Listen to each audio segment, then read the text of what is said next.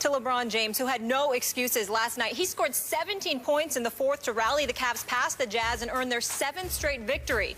The Cavs improved to 25-1 at home in regular season since King James returned from taking 2 weeks off last January.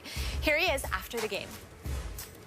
I know I could be out of rhythm for a long part of the game, but I know that I can, at some point, if I can get a layup or a free throw or an easy one, I can kind of hit the switch. And, my teammates did a great job of just sticking with me, and I'm glad I was able to come through for them. Skip, scale of 1 to 10, how impressive was this? Stephen A., I love LeBron's game last night. I'm going to go all the way to a 10, and a 9, and I would go to a 10 if the opponent had been a little more worthy, maybe even on the road. But Utah, even though they're extremely long and extremely tall, they really don't have the muscle or athletic ability to deal with LeBron James when he is committed. And did he ever get committed in the fourth quarter? What I saw last night, Stephen A., was LeBron doing what he does greatest when his team needed him the most.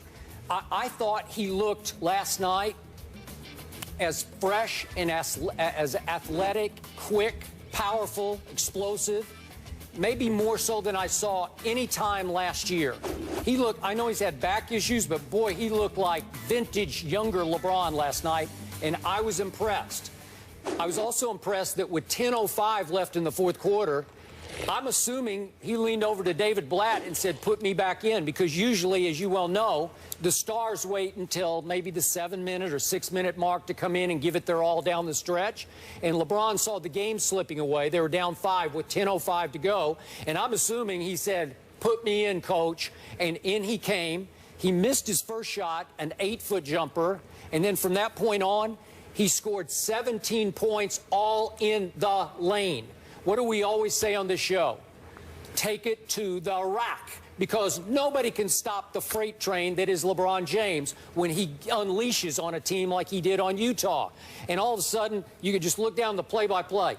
Layup, 5-footer off the glass. Layup +1. Rodney Hood made the dumb play of the night, actually tried to stop LeBron from shooting a layup by hugging him. You can't hug LeBron James. You better take him down, because he took you down, took you right to the hole for an and one, and he made that free throw.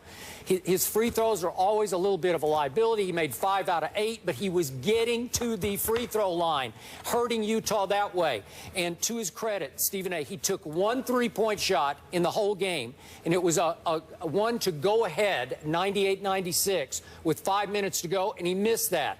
LeBron is having a dismal 3-point shooting year so far. What is he? I'm losing my track here, but he's like 6 for 29. Yeah, 6 for 29, 20% from the 3-point line. He doesn't need to shoot from 3. We saw in the playoffs, he set the all-time record for players with 100 or more attempts with 22.7% in the playoffs last year. I don't even know why he wastes his time shooting threes. You can argue he needs to keep the defenders honest.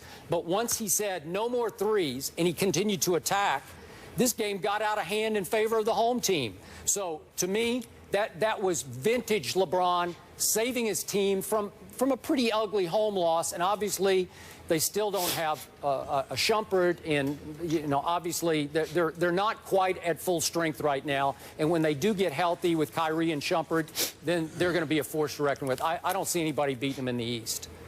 Well, I got a news for you. Number one, they may have a problem. I might have to concede that there's some level of legitimacy that I got to give to my man, Mike Wilbon, who raved about Mo Williams and talked about how he's a former teammate of LeBron's that LeBron can trust. And this dude drops 29 last night. I mean, that's what you expect from Kyrie Irving. And the fact that Mo Williams showed you what he can do, that's a really, really big deal, especially when you talk about playoff time, because if Kyrie is back and you've got Mo Williams as that backup, whether, I mean, you got those two and you can just rely on Matthew Dellavedova for defense, but you're not looking for him to run the team or be an offensive presence. So in that regard, I definitely think that's a plus for Cleveland. As it pertains to LeBron James, Skip, I don't worry about him shooting threes and all of that stuff that much. I actually like the fact that whether it's threes or perimeter shots, I think he needs to shoot that as much as possible, at least for the first 3 quarters. Fourth quarter is money time. That's when you do what you need to do. When the game's on the line, you need to go go to the hole. You don't need to be hesitant in any way about getting to the free throw line. And that's where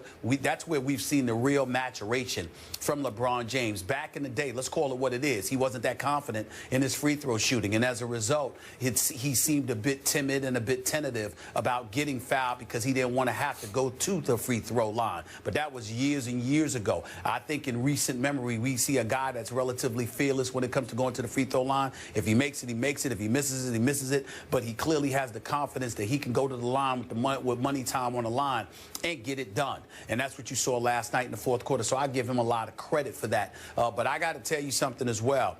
You know, he needs to do that more in the fourth quarter. But he doesn't need to be playing 37 minutes the way that he played last night. He doesn't need to have to be the guy that comes through for them. The Cleveland Cavaliers, I mean, Kevin Love is on that squad for a reason. He had 22 last night, even though his shooting percentage wasn't that great, like 6 for 16. Mo Williams is capable of scoring on the offensive side of the ball. Mozgov's got some talent.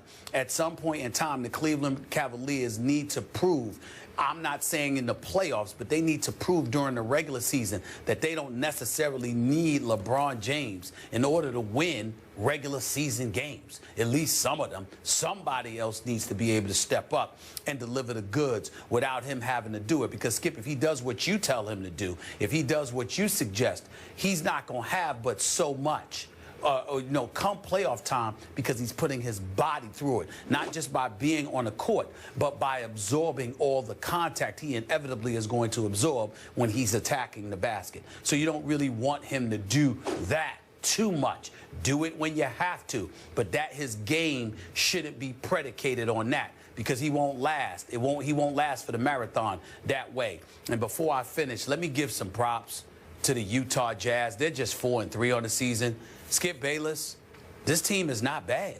I mean, when you look at Alec Burks, who was picked in the first round a couple of years ago, when you look at Trey Burke, when you look at Rodney Hood, who was out of Duke, who was a 23rd overall pick in 2014, he's in your starting lineup. You got Gordon Hayward, you got Derek Favors. I mean, they, like you said, they're just not tried, true, and tested, you know, with games that really count. And they're going to succumb to the superstars in this league. They will. But Kevin O'Connor and those boys and Walt Perrin and everybody, I mean, this is an impressive young group as far as I'm concerned. They've got some potential in Utah. I like the talent that I see them accumulating. I really do. Okay, but in the end, when LeBron said it's time, they shrank. To me, and again, Gobert is so long and tall and in Favors and all the rest, but they could not deal with the freight train when it was time. And I agree with you. You have to pick your spots. But he really picked a spot last night. You can say it was just Utah, and it's early in the year. I just love the way he played. And again, go ahead. And Skip, what I would say to you is that in recent memory over the last several years, we've really only seen two teams that can deal with the freight train, that is LeBron James. It's the San Antonio Spurs, and it's the Golden State Warriors. And even the Golden State Warriors, the jury is still out because LeBron had to do it by himself. That's true. You see what I'm saying? No. Without Kyrie and Kevin Love. Right. So really, we know definitively that the San Antonio Spurs can deal with the freight train. We believe that Golden State can because of Steph Curry and the arsenal that he brings.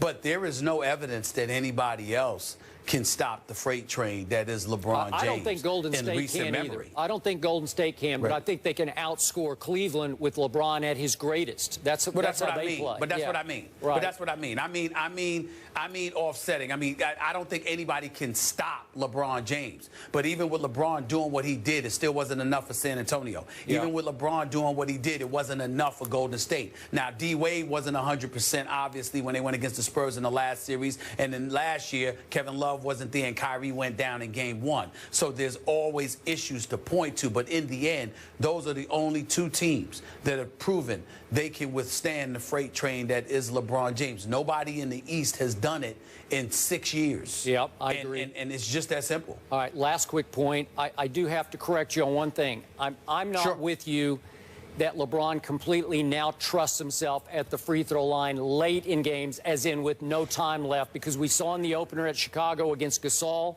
I think he shied away from attacking Gasol and having to go shoot 2 free throws.